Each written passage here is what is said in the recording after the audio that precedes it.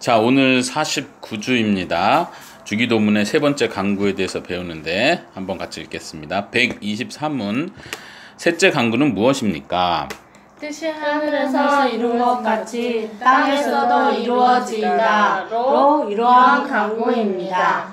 우리와 모든 사람들이 자기 자신의 뜻을 버리고 유일하게 선하신 주님의 뜻에 불평 없이 순종하게 하옵소서. 그리하여 각 사람이 자신의 직분과 소명을 하늘의 천사들처럼 즐거이 그리고 충성스럽게 수행하게 하옵소서. 네, 우리가 지난주에 주기도문의 두 번째 강구에 대해서 배웠었죠. 두 번째 강구는 하나님의 당신의 나라가 오게 하소서, 임하옵소서 이렇게 배웠었는데 그것과 오늘 배우는 것이 연결이 되는 거예요. 하나님의 나라가 이곳에 온다. 그게 무슨 의미라고 했어요?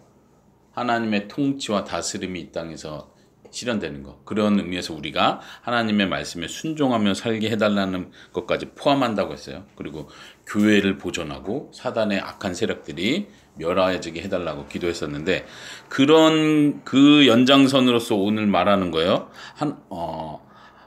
하나님의 뜻이 하늘에서 이루어진 것처럼 이 땅에서도 이루어지게 해 주십시오. 자, 이거 하면 딱 뭐가 먼저 생각이 나요?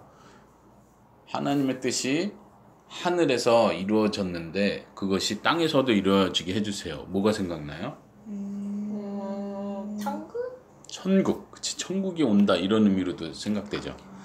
그러면 하나님의 뜻이 하늘에서 이루어졌다는 건 어떤 뜻인 것 같아요?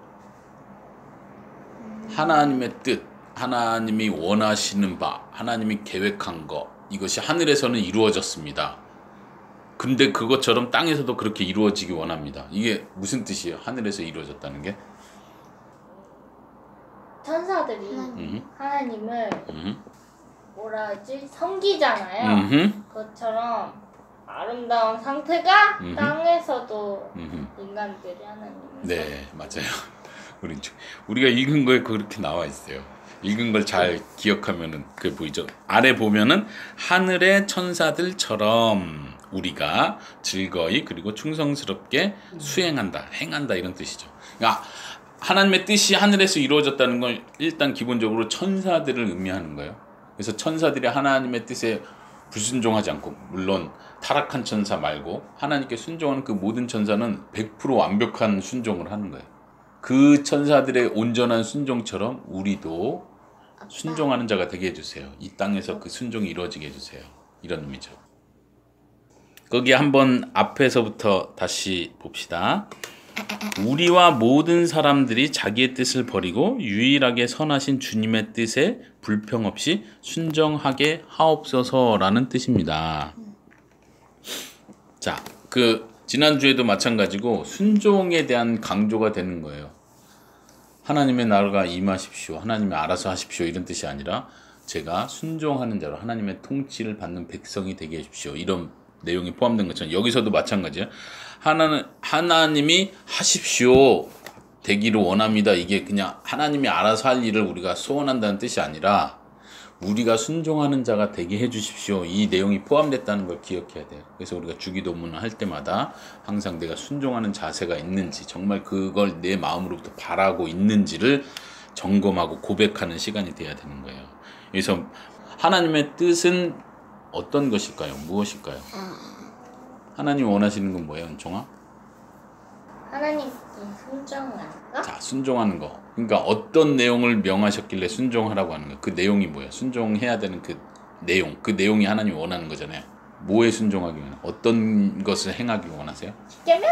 십계명? 그쵸. 그렇게 말할 수 있어요. 우리가 십계명 쭉 배웠죠. 하나님의 뜻이 십계명 안에 잘 들어가 있다 그랬어요.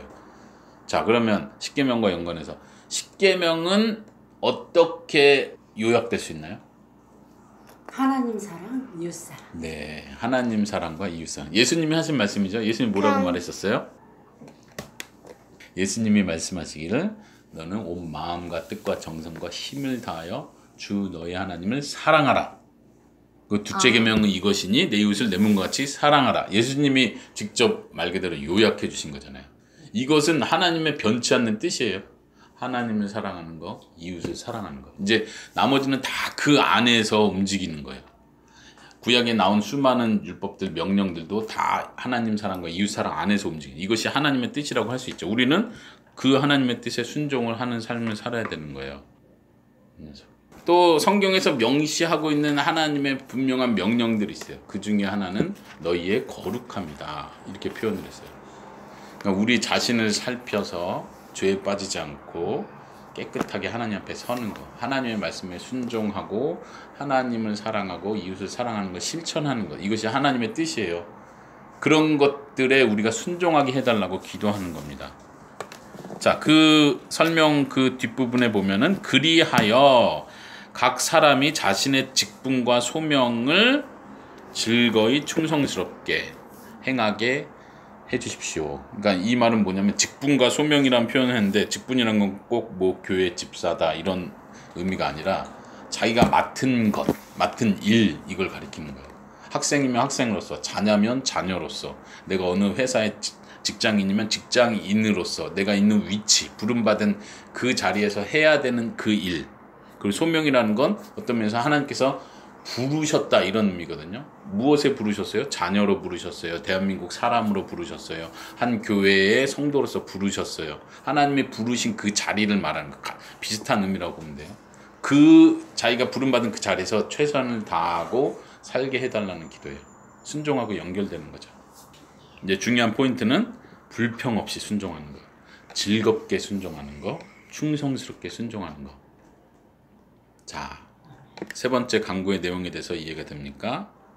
네. 다른 것이 아니라 우리가 순종하게 해 주십시오. 천사들처럼, 이런 의미입니다.